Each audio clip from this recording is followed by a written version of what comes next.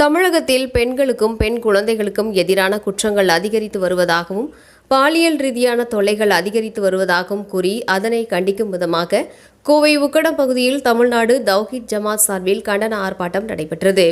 இதில் பெண்கள், குழந்தைகள் உட்பட 100க்கும் மேற்பட்டோர் கலந்து கொண்டு கண்டன முழக்கங்களை எழுப்பினர்.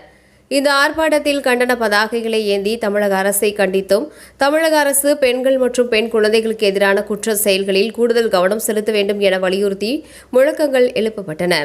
இதுகுறித்து பேட்டியளித்த தமிழ்நாடு தௌஹீத் ஜமாத் மாநில செயலாளர் முகமது அலி, பெண்கள் பாதுகாப்பில் தமிழக அரசு கூடுதல் கவனம் செலுத்த வேண்டும் என்றும், தமிழகம் என்பது ஒரு காலத்தில் அமைதி பூங்காவாக இருந்து வந்ததாகவும், ஆனால் சமீப காலமாக பெண்களுக்கு எதிரான குற்றங்கள், சிறுவர் சிறுமியர்களுக்கான எதிரான குற்றங்கள் நாளுக்கு நாள் அதிகரித்துக் கொண்டே செல்வதாக தெரிவித்தார்.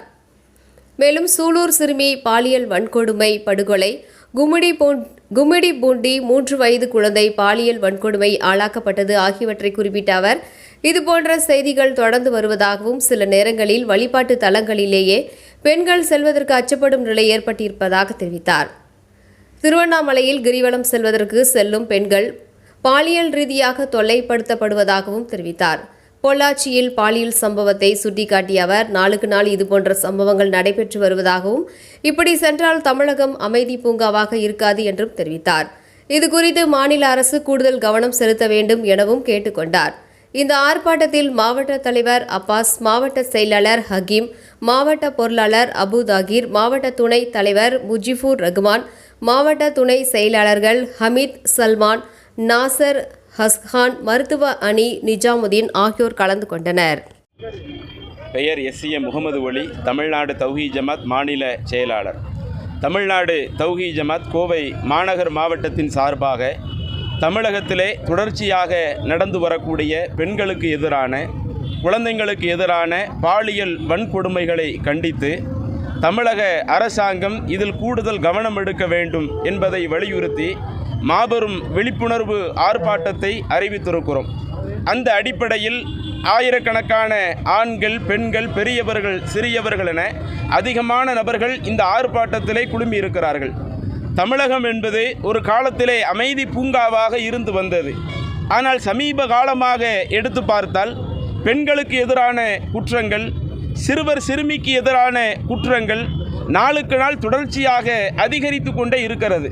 நமது கோவை மாவட்டத்திலேயே சூலூர் பகுதியில் 10 வயது சிறுமி மிக கடுமையான முறையிலே காயப்படுத்தப்பட்டு பாலியல் வன்புணர்வுக்கு ஆளாக்கப்பட்டு கொல்லப்பட்டும் இருக்கிறார்கள்.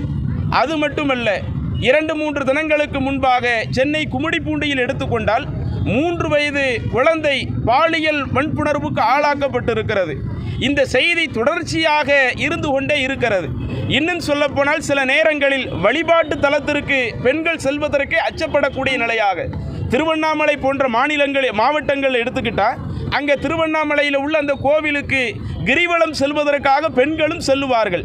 இப்படி கிரிவலம் செல்லக்கூடிய பெண்களும் பாலியல் ரீதியாக தொல்லைப்படுத்தப்பட்டிருப்பது இது மிக கடுமையான கண்டனத்திற்குரியது.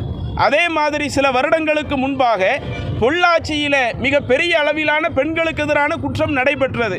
அதற்கு நிகராக திருச்சியில் எடுத்துக்கிட்டால் மணிகண்டன் என்பவருடைய வீடியோவில் அவர் ஃபோனை எடுத்து பார்த்தால் கிட்டத்தட்ட 50க்கும் மேற்பட்ட பெண்களை ஆபாசமாக வீடியோ எடுத்து அந்த பெண்களை மிரட்டி அவர் இன்றைக்கு கைது செய்யப்பட்டிருக்கிறார்.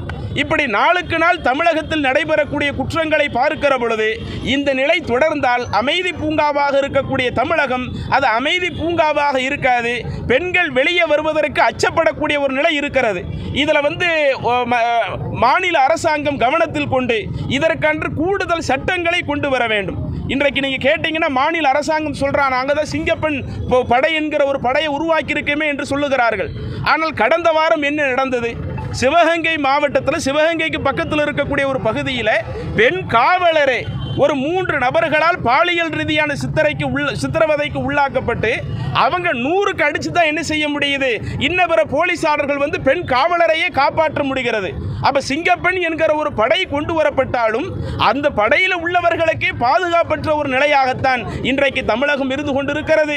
எனவே இதை தமிழக முதல்வர் கூடுதல் கவனம் எடுத்து, நாங்கள் இப்போ தான் ஆட்சிக்கு வந்திருக்கிறோம், இன்னும் நாங்கள் நிறைய நிறைய படிக்கிறதுக்கு எங்களுக்கு நிறைய நாட்கள் தேவைப்படும் என்று இந்த விஷயத்திலே சொல்வார்களேயானால் இதிலே பல அப்பாவி குழந்தைகள் அவங்களுடைய உயிர் பறிபோவதற்கு ஒரு வாய்ப்பாக இருக்கும்.